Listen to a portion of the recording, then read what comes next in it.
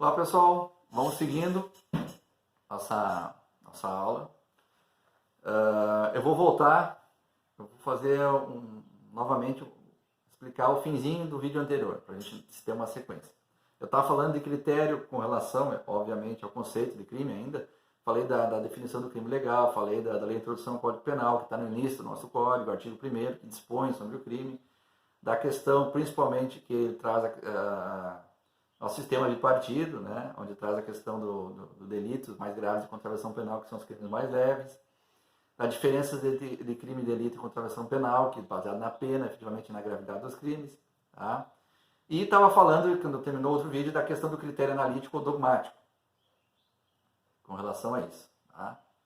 O que quer dizer o critério analítico? Bom, quando a gente pega o critério analítico, vamos começar a falar já de questão de análise, tá? Analisando o crime em específico. Bom, quando a gente fala desse critério, nós estamos falando dos elementos que compõem o crime. Tá? E são todos postos, analisados em cima de uma lógica, tá? Que vai auxiliar o operador do direito a visualizar o crime, como ele ocorreu, entendê-lo e para poder aplicar a sanção penal mais adequada. Ok? Então, o conceito, esse conceito de crime analítico, ele permite, ele colabora, tá? Contribui para que se consiga, no modo decisivo, visualizar os problemas de casos especiais. Como eu falei para vocês antes, se o sujeito agiu com dolo, a vontade de cometer o crime, se ele agiu com culpa, que é o crime quando é cometido sem a intenção de o cara cometer homicídio, mas ele não queria, foi um acidente. Então, essa parte, assim, o critério analítico faz com que se torne, ele colabora de maneira mais efetiva para que efetivamente o legislador consiga analisar e colocar cada tampinha na sua caixa. O que eu quero dizer com isso? Esse conceito, esse critério analítico e dogmático, essa fusão de interpretações permite com que, na análise do caso a caso, obviamente, em se tratando de um caso com dolo, obviamente a configuração penal é uma, culposo é outra, guardada as suas análises especiais, porque cada crime tem a sua configuração especial. Mas quando a gente falar e reprisar, ou tiver que se interpretar e lembrar do critério analítico em relação ao crime, nós estamos falando da necessidade, tá, de ter essa ferramenta, porque ela nos auxilia o doutrinador em si a diferenciar a gravidade dos crimes. Tá? Então, para fechar essa parte, eu vou falar de uma questão sobre esse tema. Ok, pessoal? Vamos lá. Questão de 2017, delegado de polícia, Mato Grosso. Referente ao conceito do crime, que nós estamos falando, tá? Começamos no outro vídeo. Assinar alternativa incorreta. Então, prestem bem atenção sempre que fizerem provas, concurso, etc. Quando pede correta e incorreta. É muito mesclado em concursos e provas. Algumas questões se pede a correta, outras a incorreta. Tá? Essa aqui, referente ao conceito do crime, que nós estamos falando, assinar alternativa incorreta. Conceito formal, nós falamos antes. Crime é aquilo que está estabelecido em uma norma penal incriminadora, sob ameaça de pena. Tá certo ou tá errado? Totalmente certo. O crime é aquilo que está estabelecido na norma penal. Falamos, baseado em lei penal e norma penal. Tá? E sob ameaça de uma pena. Se o crime for configurado, ele vai ter a respectiva pena baseada no delito cometido. Certo? Opção A, correta, 10.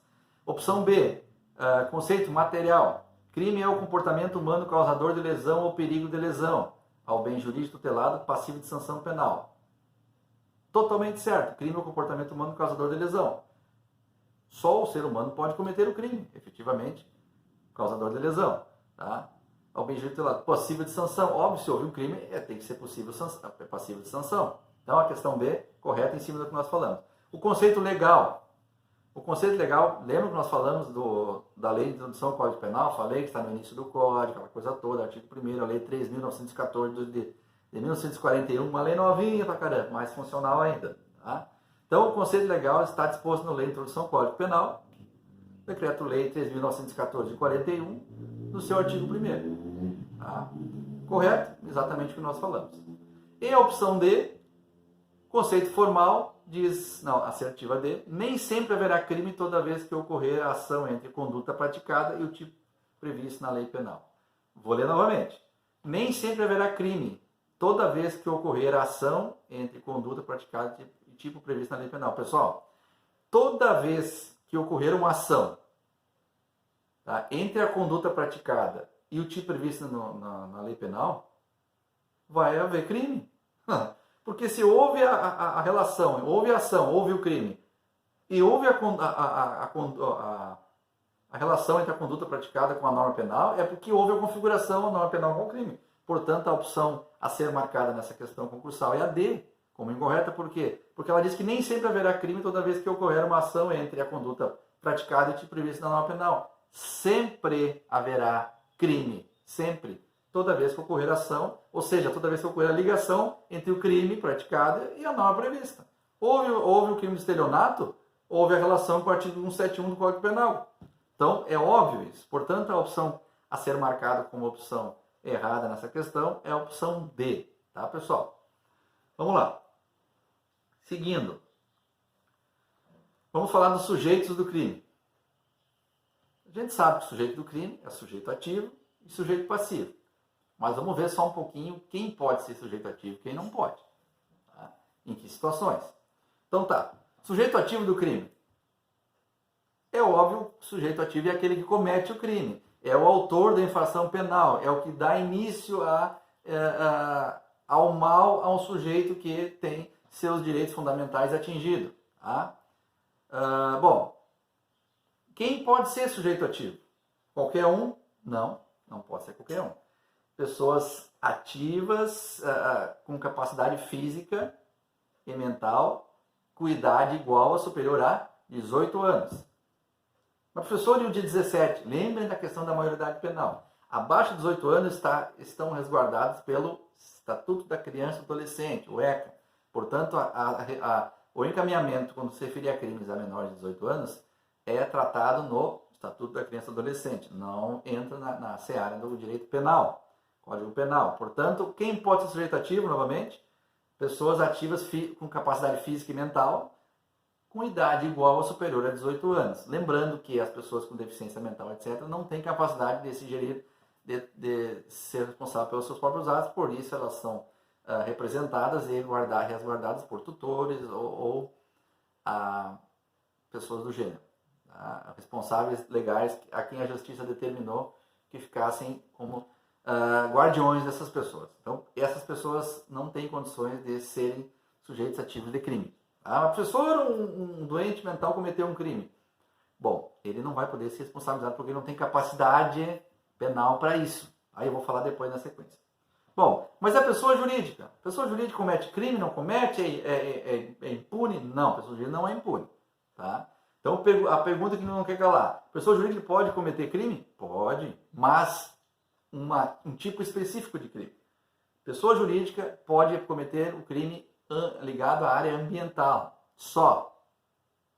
Na seara penal, pessoal, não esqueçam, nós estamos falando de direito penal. Não estamos falando de direito civil, direito tributário, não é isso. Tá? Falando de direito penal, a pessoa jurídica só pode cometer crime ligado a crime ambiental. Tá? Lei 9.605 de fevereiro de 2018, 1998, desculpe.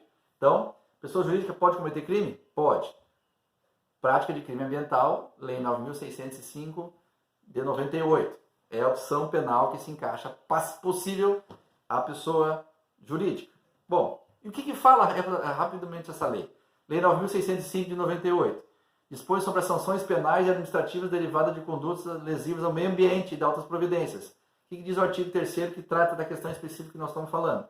As pessoas jurídicas serão responsabilizadas administrativa, civil e o que nos interessa agora, penalmente, conforme disposto na lei, tá? Pelos crimes ambientais. Portanto, aqui está o embasamento legal para a afirmação que eu fiz, que as pessoas jurídicas respondem sim, penalmente, por crimes, mas ligados ao meio ambiente. Aquelas questões que a gente vê nas mídias, etc., de empresa que jogou dejetos contaminando o rio, matando peixe, etc., é um exemplo claro de responsabilização possível criminal contra pessoas jurídicas. Tá? Vamos lá. Ainda, e o sujeito passivo do crime? Quem pode ser sujeito passivo? Tá? Assim, fazendo o contraponto, ou seja, fazendo a questão do contraponto ao sujeito ativo, o sujeito passivo é o cidadão que tem o seu direito garantido, ou o seu direito mais protegido, que é a vida, a integridade física, patrimônio, moral, etc., atingido. Tá?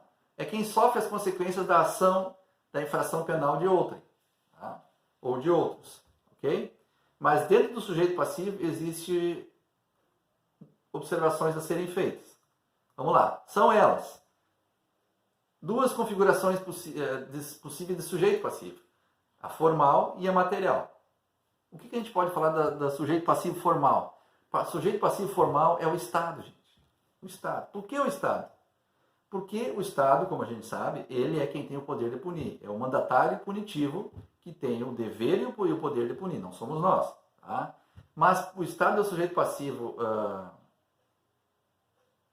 formal porque ele é o bem lesado em toda a conduta do sujeito ativo. Por quê? O sujeito ativo cometeu um crime, ele vai preso. Pessoal, quem é que paga a despesa do presídio? Somos nós, sim, mas nós pagamos através de quem? Do Estado. Portanto, o Estado é sempre sujeito passivo formal na questão geral. Tá? E o sujeito passivo material? Quem é que é? Somos nós, titulares do interesse penalmente protegido. Tá? É aquele que sofre a lesão do bem jurídico, aquele que tem a integridade física ameaçada, a vida ameaçada, a honra ameaçada, o patrimônio ameaçado. Esses são sujeitos passivos materiais. Então, sujeito passivo formal, Estado, material, somos nós.